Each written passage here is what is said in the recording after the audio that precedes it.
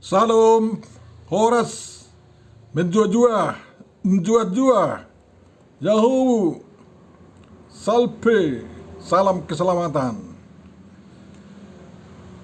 Kita bertemu kembali dalam channel Langsung Sitorus ini untuk merenungkan apa yang menjadi epistel tanggal 15 Maret tahun 2026,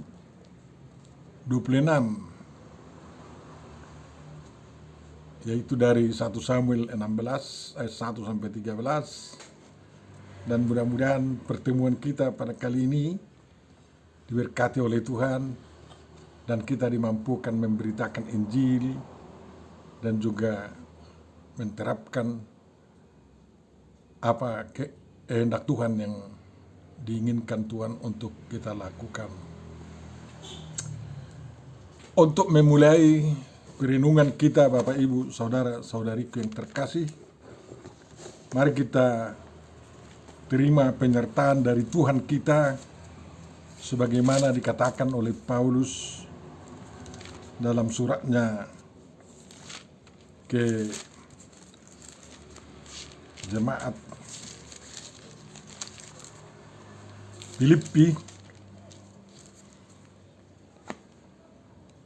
pasal 1 ayat 2. Kasih karunia dan damai sejahtera dari Allah Bapa kita dan dari Tuhan Yesus Kristus menyertai kamu. Amin. Firman yang akan kita renungkan, Bapak Ibu, Saudara-saudariku yang terkasih, dari 1 Samuel pasal 16 ayat 1 sampai 13. Panjang tapi enak. Berfirmanlah Tuhan Yahova kepada Samuel, berapa lama lagi engkau berduka cita karena Saul? Bukankah ia telah kutolak sebagai raja atas Israel? Isilah tabung tandukmu dengan minyak dan pergilah. Aku mengutus engkau kepada Isai, orang Betlehem itu, sebab di antara anak-anaknya telah kupilih seorang raja bagiku. Tetapi Samuel berkata, bagaimana mungkin aku pergi? Jika Saul mendengarnya, ia akan membunuh aku. Firman Tuhan Yahova, bawalah seekor lembu muda dan katakan, aku datang untuk mempersembahkan korban kepada Tuhan. Kemudian undanglah Isai ke upacara pengorbanan itu. Lalu aku akan memberitahukan kepadamu apa yang harus kau perbuat. Urapilah bagiku orang yang akan kusebut kepadamu. Samuel berbuat seperti yang difirmankan Tuhan Yahova, dan tibalah ia di kota Betlehem. Para tua-tua di kota itu datang mendapatkannya dengan gemetar dan berkata, adakah kedatanganmu ini membawa selamat? Jawab Samuel, ya, benar, aku datang untuk mempersembahkan kurban kepada Tuhan Yahova. Kuduskanlah dirimu dan datanglah dengan daku ke upacara pengorbanan itu. Kemudian ia menguduskan Isai dan anak-anaknya yang laki-laki dan mengundang mereka ke upacara pengorbanan itu. Ketika mereka itu masuk dan Samuel melihat Eliab, lalu pikirnya, sungguh di hadapan Tuhan Yahova sekarang berdiri yang diurapinya. Tetapi berfirmanlah Tuhan Yahova kepada Samuel, "Janganlah pandang parasnya atau perawakan yang tinggi, sebab aku telah menolaknya. Bukan yang dilihat manusia, yang dilihat Allah. Manusia melihat apa yang di depan mata, tetapi Tuhan Yahova melihat hati." Lalu Isai memanggil Abinadab dan menyuruhnya lewat di depan Samuel. Tetapi Samuel berkata, "Orang ini pun tidak dipilih Tuhan Yahova." Kemudian Isai menyuruh Sama lewat. Tetapi Samuel berkata, "Orang ini pun tidak dipilih Tuhan Yahova." Demikianlah Isai menyuruh ketujuh anaknya lewat di depan Samuel. Tetapi Samuel berkata kepada Isai, "Semuanya ini tidak dipilih Tuhan Yahova." Lalu Samuel berkata kepada Isai, "Inikah anakmu semuanya?" Jawab Isai, "Masih tinggal yang bungsu, tetapi sedang menggembalakan kambing domba." Kata Samuel kepada Isai, "Suruhlah memanggil dia, sebab kita tidak akan duduk makan sebelum ia datang kemari." Kemudian disuruhnyalah menjemput Daud. Ia kemerah-merahan, matanya indah, dan parasnya elok. Lalu Tuhan Yahova berfirman, "Bangkitlah, urapilah dia, sebab inilah dia." Samuel mengambil tabung tanduk yang berisi minyak itu dan mengurapi Daud di tengah-tengah saudara-saudaranya. Sejak hari itu dan seterusnya berkuasalah roh Tuhan Yahova atas Daud. Lalu berangkatlah Samuel menuju Rama. Demikian firman yang akan kita renungkan, Bapak, Ibu, saudara-saudariku yang terkasih. Tentu saja yang berbahagia adalah orang yang mendengarkan, memelihara, memahami, menghayati, dan melakukan perintah firman Tuhan dalam perbuatan-perbuatan baik. Amin. Tuhan Yahova, Bapa kami dalam Yesus Kristus, terima kasih karena kepada kami telah dibacakan firman-Mu yang akan kami renungkan. Kami ingin belajar ya Tuhan, ajarilah kami dengan kuasa roh-Mu, bukalah akal pikiran kami untuk memahami firman-Mu itu, dan tolong kami untuk dapat memetik yang terbaik dari firman-Mu itu menjadi suluh bagi kehidupan kami, sehingga kami mengalami kemakmuran, kebahagiaan dalam mengikut Engkau di dalam Yesus Kristus Tuhan dan Juru Selamat kami. Amin. Kepada kita disodorkan tema perenungan kita, Bapak, Ibu, saudara-saudariku yang terkasih, mengatakan hidup sebagai anak terang. Tentu saja tema ini dirunut dari apa yang menjadi evangelium pada Minggu 15 Maret tahun 2026, yakni Efesus 5 ayat 8-14 yang berbicara tentang Kristen itu adalah anak-anak terang. Lalu kita mencari tema itu di dalam perikop epistel kita sekarang ini, agar kita menjadi orang-orang terpilih di hadapan Tuhan, dan kalau tidak pun terpilih untuk satu jabatan tertentu, tetapi tetap terpilih dan tidak ditolak untuk pekerjaan-pekerjaan dan jabatan yang lain. Bapak Ibu saudaraku yang terkasih, tak usah lagi saya terang-terangkan bagaimana pemerintahan Saul ya sampai dia ditolak sehingga Tuhan harus bertindak. Oh, demikian sinambungan kerajaan Tuhan di tengah-tengah bangsa Israel. Banyak yang mengatakan ya karena Saul itu jahat katanya. Saya tidak mau katakan Saul itu jahat, tetapi dia dihukum oleh karena dosa kecil, yakni tidak mematuhi perintah Tuhan sewaktu Saul mengalahkan Raja Gog, raja orang Amon itu. Karena rajanya tidak dipenggal habis dan masih banyak kambing dombanya yang diambil dengan tujuan agar dipersembahkan kepada Tuhan.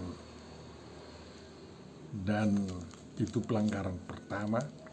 Dan pelanggaran kedua adalah sewaktu terjadi pemujaan kepada Tuhan, Samuel itu sengaja datang terlambat. Dan Saul selaku raja sudah merasa mengapa begitu terlambat, sehingga dia bertindak menggantikan Samuel untuk mempersembahkan kurban waktu itu. Dan setelah itu terjadi,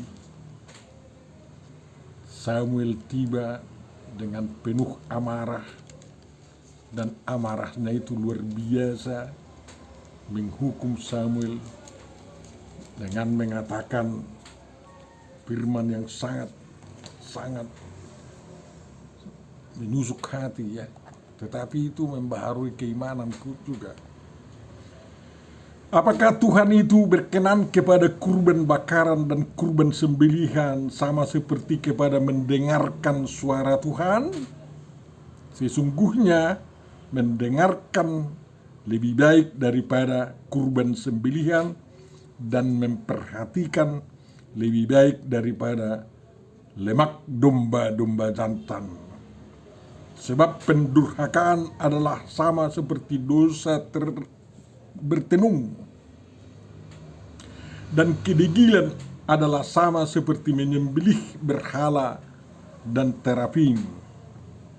Karena engkau telah menolak firman Tuhan, maka ia atau Tuhan Jehovah telah menolak engkau sebagai raja. Kejam memang hukuman ini. Tetapi mari kita lihat ya, mengapa Saul berbuat begitu, mencari alasan bahwa dia ditolak. Bisa saja,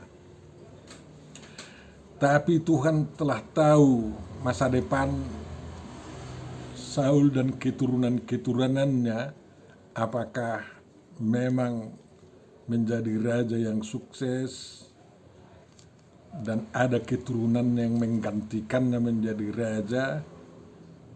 Ambisi Saul memang harus dinastilah. Ternyata Tuhan sudah membaca jalan hidup daripada Saul ya. Dan akhirnya dia ditolak oleh karena perbuatan kecil ini. Tidak mau Tuhan mengampuninya. Dan Tuhan sudah tahu bahwa dari keturunan Saul tidak akan ada yang mampu menggantikannya menjadi raja di tengah-tengah umat Israel. Karena Jonathan memang ternyata mati dalam pertempuran, Mephiboset pincang dan juga mati di kemudian hari. Seorang yang pincang tidak layak menjadi raja. Dan akhirnya Tuhan mengatur siapa yang akan menggantikan Saul menjadi raja dalam rangka memenuhi misi Tuhan, penegakan kerajaan Tuhan di tengah-tengah umat Israel. Sengaja diatur juga bahwa Daud sempat nikah dengan Mikal putri Saul, tapi sayang tidak ada putranya dari situ. Sehingga dengan pernikahan itu sebenarnya dapat dikatakan bahwa Daudlah pewaris tahta Saul dari sudut putri Saul. Ya bisa saja kan? Bapak Ibu saudaraku yang terkasih, dalam rangka mempersiapkan kerajaan Tuhan yang sangat diharapkan Tuhan bisa lestari dan bimbing umat Israel setia kepada Tuhan, itulah alasannya mengapa Tuhan menyuruh Samuel tidak lagi susah oleh karena Saul yang sudah ditolak, ya, dan Samuel harus pergi mengurapi seorang anak bungsu dari keluarga Isai di Bethlehem, kota terpencil yang tidak diduga Saul sebagai sumber penggantinya menjadi raja. Sehingga dia tidak dikejar, Samuel tidak dikejar oleh Saul dalam rangka pelaksanaan tugas itu.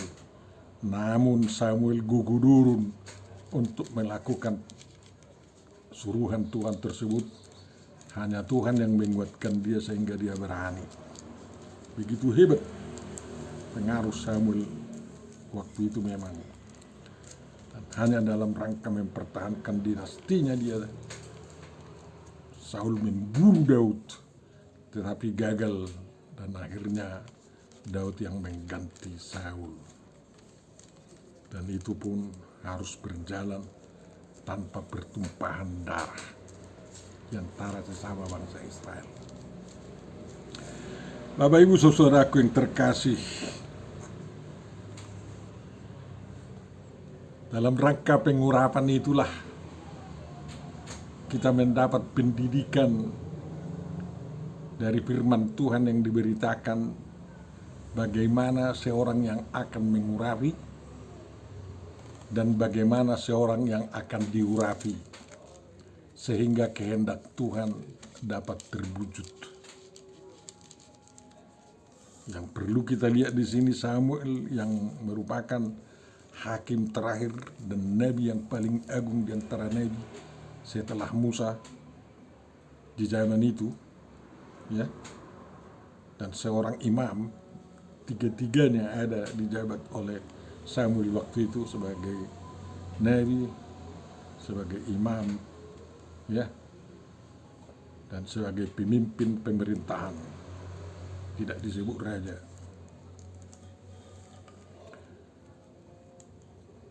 Dan dia memang tidak bisa melanjutkan keimamannya atau kehakimannya karena anaknya tidak bagus.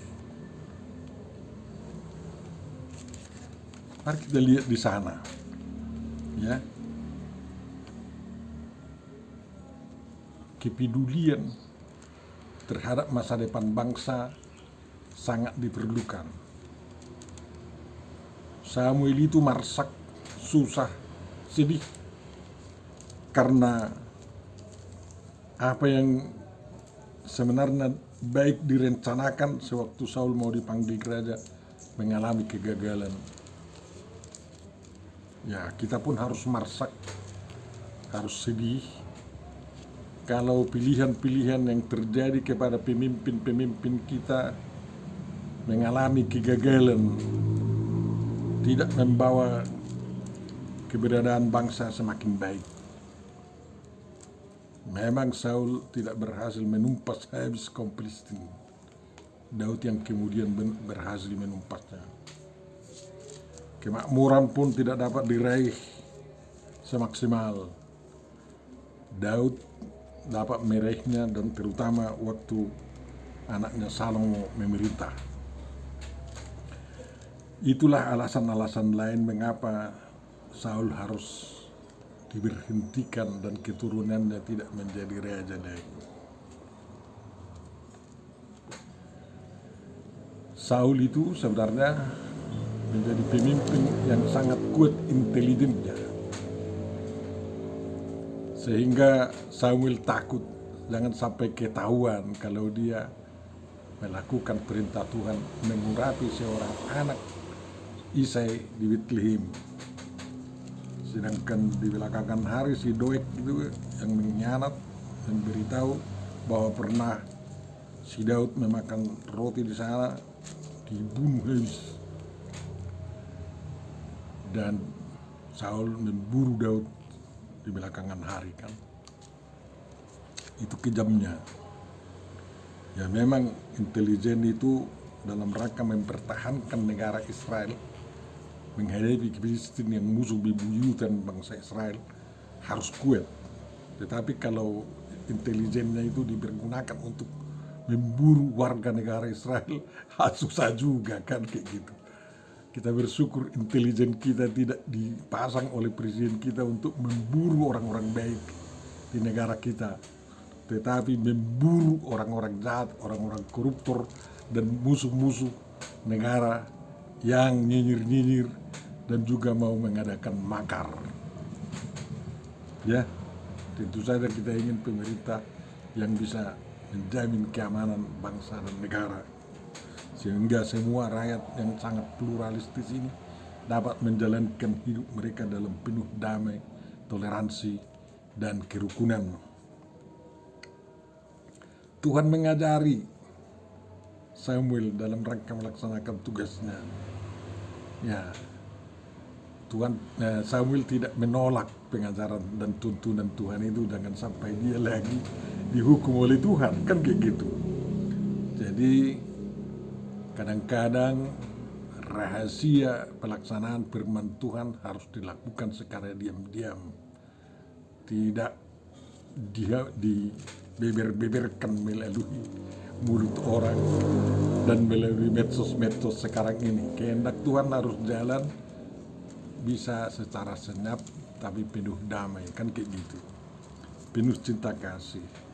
Jadi pemberian atau pengorbanan dilakukan di Betlehem dalam rangka sebagai tameng agar pengurapan itu tidak bocor-bocor, kan kayak gitu. Ya memang berlindung di dalam kehendak Tuhan itulah yang terbaik agar kehendak Tuhan bisa jalan.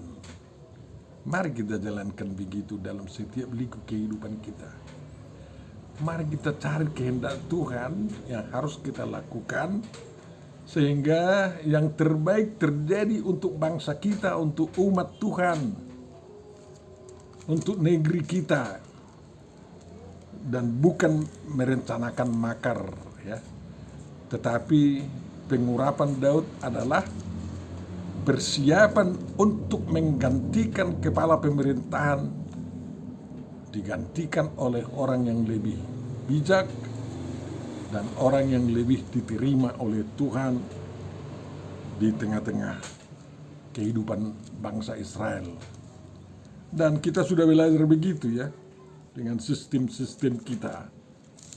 Dan mari kita lanjutkan sistem-sistem kita dalam penggantian pemerintahan dengan penuh hikmat, ya, dengan pilpres, ya, dengan pemilu yang luber, ya, langsung, umum, bebas, rahasia, dan bermartabat, kan kayak gitu. Yang sangat penting kita belajar dari apa yang dilakukan oleh Samuel di sini adalah bahwa dia harus mendengar firman Tuhan dan mematuhinya. Jangan pandang parasnya atau perawakan yang tinggi, sebab aku telah menolaknya. Bukan yang dilihat manusia, yang dilihat Tuhan Allah. Manusia melihat apa yang di depan mata, tetapi Tuhan Jehovah melihat hati. Ya, luar biasa kalau orang bisa melihat hati itu di zaman sekarang ini, ya. Samuel harus ditolong Tuhan agar bisa melihat hati. Samuel sendiri gagal melihat hati, kan, hanya karena arahan Tuhan sehingga dia betul-betul tidak terlanjur memberikan pengurapan yang kepada orang yang salah. Tapi sekarang ini bagaimana kita mendeteksi kehendak Tuhan? Disitulah yang sangat sulit kita ini kan. Sehingga banyak sekali diberi petunjuk oleh Tuhan kepada kita bagaimana mendeteksi kesetiaan hati manusia terhadap tugas yang akan dibebankan kepadanya. Calon pendeta mengalami tes psikologi, mengalami tes keimanan, mengalami tes ilmu pengetahuan, mengalami tes wawasan berpikir dan wawasan visi misi yang akan diembannya sesuai dengan visi misi Tuhan. Itu yang sekarang kita jalankan, dan itu jalan bagus. Karena kita terus terang, tidak ada lagi yang berani mengatakan kepada kita, beginilah bisikan Tuhan di hatiku, nggak ada kayak gitu lagi. Kalau Samuel berani membuat itu kan, sehingga dia tidak lakukan dengan sesuka hatinya. Sekarang pun kita tidak lakukan dengan sesuka hatinya, sesuka hati kita. Jadi fit and proper test dilakukan juga di negara kita kan. Jangan hanya fit and proper test, tes integritas juga dilakukan di negara kita. Perusahaan-perusahaan melakukan tes integritas. Di YouTube banyak kita lihat pimpinan perusahaan mentes calon tenaga kerjanya dengan membuang uang di jalan, dan kalau calon pekerja itu terus mengambilnya, disembunyikannya, tidak diketahui, tidak dikatakan ini uangmu Pak, nggak kayak gitu. Gagal dia ya, karena integritasnya hilang. Banyak sekali cara tes itu, dan memang Tuhan menuntut agar para pelayan-pelayannya juga lolos tes yang dapat dihitung, dianggap sebagai perintah Tuhan untuk mengetes bagaimana integritas orang dan kemampuan orang menjadi pemimpin, pelaksana pekerjaan Tuhan, pelaksana pekerjaan di negara dan lain-lain. Bapak Ibu saudaraku yang terkasih, yang perlu kita perhatikan di sini, Samuel tidak membocorkan tujuannya datang mengurapi seseorang dari anak Isai itu kepada orang banyak. Bahkan sampai kepada Isai pun dia hanya katakan, saya datang dengan untuk kabar selamat, salam untuk rakyat kita di sini, untuk umat di sini. Dan saya akan menjalankan pengorbanan kepada Tuhan. Dan dia sengaja membawa anak lembu ke sana, tidak merugikan umat yang ada di sana. Walaupun si Isai mungkin memiliki lembu sapi, kambing domba, tidak dimintanya itu anak lembu yang dibawanya, agar murni terkunci hal-hal yang bisa membahayakan kerukunan raja dengan calon raja. Bapak Ibu saudaraku yang terkasih,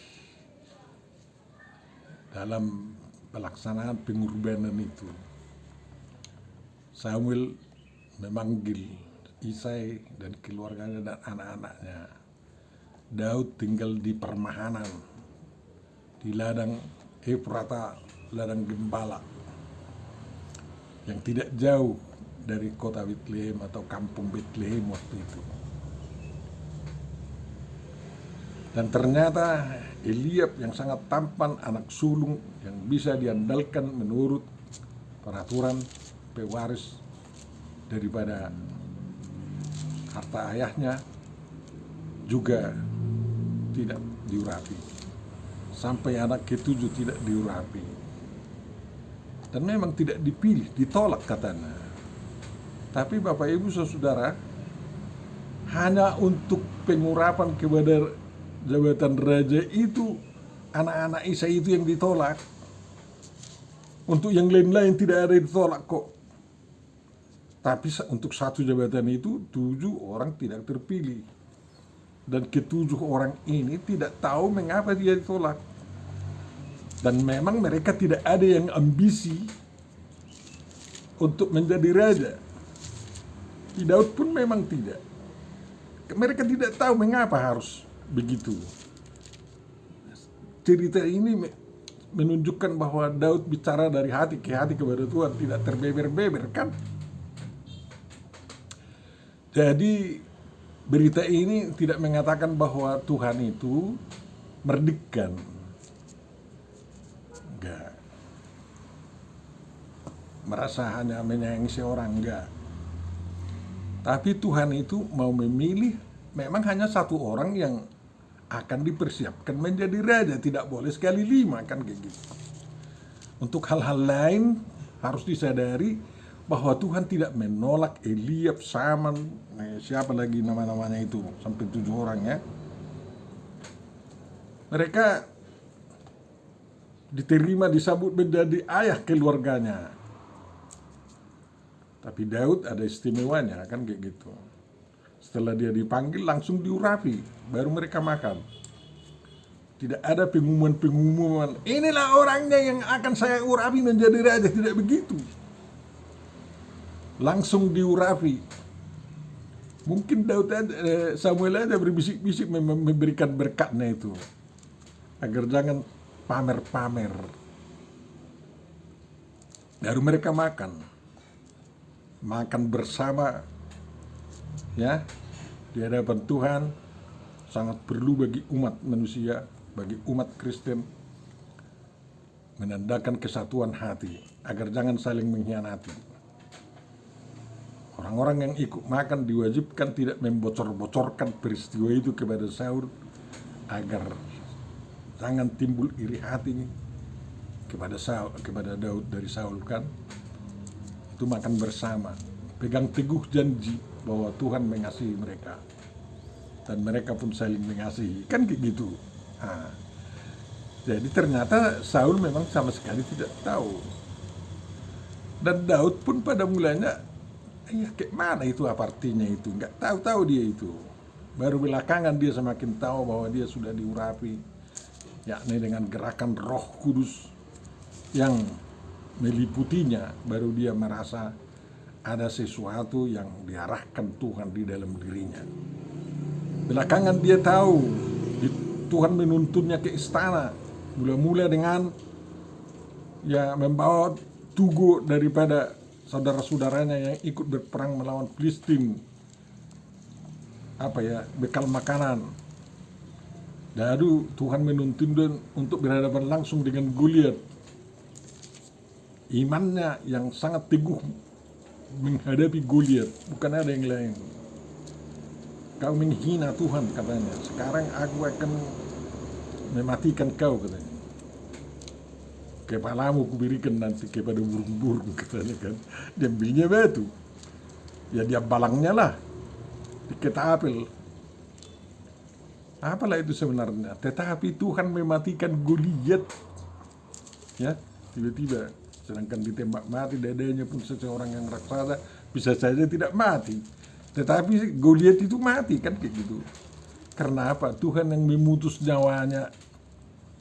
Dan di situ ketara bahwa Daud sudah mulai dipersiapkan untuk memimpin bangsa Israel, karena sudah banyak orang yang pro dia, dan bahkan Saul, ya, bisa masuk istana dengan keahliannya main kecapi, bernyanyi dan lain-lain. Kecapinya bisa mengusir roh setan, roh jahat, ya. Dan dia menjadi asisten utama daripada Saul. Tapi belakangan karena Saul dirasuk setan dan mengetahui bahwa Daud menjadi calon penggantinya, makanya tumbuh rasa iri hati dan ingin membunuh Daud, kan kayak gitu. Jadi semuanya itu dipergunakan Tuhan sebagai mempersiapkan Daud menjadi pimpinan, kepala pemerintahan untuk Israel. Dan akhirnya kan, sewaktu Daud diusir dari istana Saul, dia pindah ke Hebron, lalu mendirikan suatu kerajaan di sana dengan beberapa marga bangsa Israel di Hebron. 7 tahun lamanya itu. Dia tidak mau mengganggu Saul memerintah. Biarin aja di situ katanya. Walaupun ada kesempatan membunuh Saul, dia tidak mau melakukan itu. Hanya Saul yang berambisi membunuh Daud, tapi Tuhan melindungi Daud. Kan kayak gitu. Jadi waktu itu sudah ada 2 kerajaan selama 7 tahun di Israel. Itu juga termasuk sebagai persiapan untuk memerintah Israel Raya oleh Daud. Dan Bapak Ibu saudaraku yang terkasih, itulah orang yang akan mengurapi harus mempersiapkan diri. Tapi orang yang diurapi itu bagaimana? Kita tidak banyak mengetahui bagaimana Daud itu. Dia hanya dikatakan kemerah-merahan kulitnya. Ya, orang saya dengar ada khotbah di YouTube mengatakan Daud itu pendekar katanya, pendek kekar. Ya bisa saja itu. Tapi yang jelas Daud itu anak bungsu, ya, yang sebenarnya tidak layak menerima satu jabatan karena dia tidak anak sulung, tapi Tuhan memilihnya. Daud itu penggembala domba yang mampu melawan singa, harimau akar, atau harimau gurun agar tidak mengganggu domba-dombanya, kan kayak gitu. Dia mampu mengusir serigala-serigala agar jangan memangsa dombanya. Jadi pemberani dia kan. Jadi modal yang sedikit itu dapat digunakan untuk memimpin suatu umat yang sangat nakal, kan gitu. Bangsa Israel kan bangsa yang sangat nakal, seperti serigala terhadap Tuhan itu. Tidak mau tunduk-tunduk cepat-cepat. Jadi tapi seorang yang mampu untuk itu. Dan akhirnya apa yang terjadi Bapak Ibu,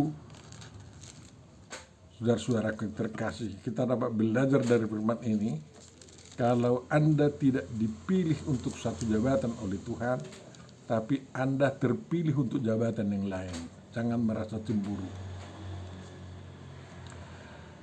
Tapi kau harus mempersiapkan untuk jabatan apapun kau dalam hidup sebagai umat Tuhan, harus menjadi orang yang diterangi firman Tuhan. Ya, harus menjadi anak terang. Artinya yang patuh dan melakukan firman Tuhan dan memuja Tuhan dengan sungguh-sungguh. Itu yang utama.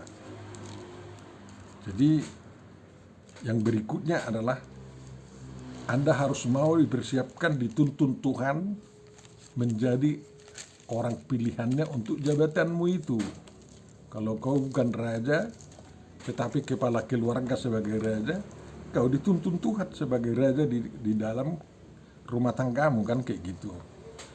Jadi jangan cemburu kalau ada di antara kampungmu yang menjadi camat atau kepala desa terpilih dan kau bersungut-sungut melawan terus mengagitasi.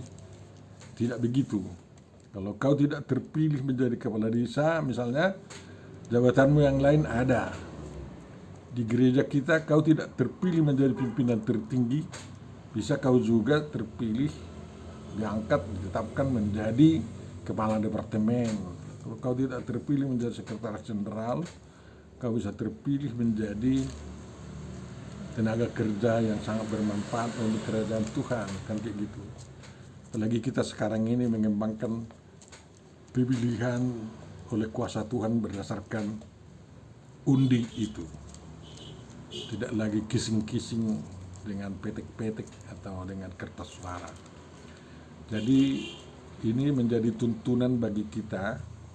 Ada 2 hal yang harus kita persiapkan dalam perjalanan hidup umat Tuhan dan keluarga kita, bahwa kita orang yang mampu mengikut Tuhan dalam menentukan jabatan-jabatan apa yang layak bagi orang-orang di umat Tuhan. Dan kedua, umat Tuhan atau bapak-bapak pada secara khusus harus menjadi anak-anak terang. Jangan pelaku-pelaku kejahatan. Nanti waktu menjelaskan evangelium pasti akan diterangkan juga di situ bagaimana menjadi anak-anak terang. Jadi kalau anak-anak terang tidak ada kegelapan dalam kehidupannya, korupsi tidak ada, narkoba tidak ada, dusta-dusta tidak ada, bohong-bohong tidak ada, pencurian tidak ada, semua betul-betul hidup berdasarkan kehendak Tuhan. Tuhan memberkati kita semua. Terima kasih Bapak atas renungan yang sampai kepada kami. Mudah-mudahan dari renungan ini dapat hal-hal yang kami petik menjadi pedoman hidup kami. Tuhan berkatilah umat-Mu seluruhnya. Jauhkan rasa-rasa cemburu yang merusak persekutuan umat-Mu di kalangan umat-Mu itu sendiri. Lindungi negara kami Tuhan. Berikan jalan terbaik dalam rangka menentukan siapa pemimpin-pemimpin di tengah-tengah bangsa kami. Sehingga Injil dapat berjalan diberitakan dengan baik di antara suku-suku bangsa kami juga. Terima kasih Bapak, terpujilah nama-Mu di dalam Yesus Kristus Tuhan kami. Amin. Mari kita terima berkat dari Tuhan kita. Tuhan memberkati engkau dan melindungi engkau. Tuhan menyinari engkau dengan wajah-Nya dan memberi engkau kasih karunia. Tuhan menghadapkan wajah-Nya kepadamu dan memberi engkau damai sejahtera. Amin.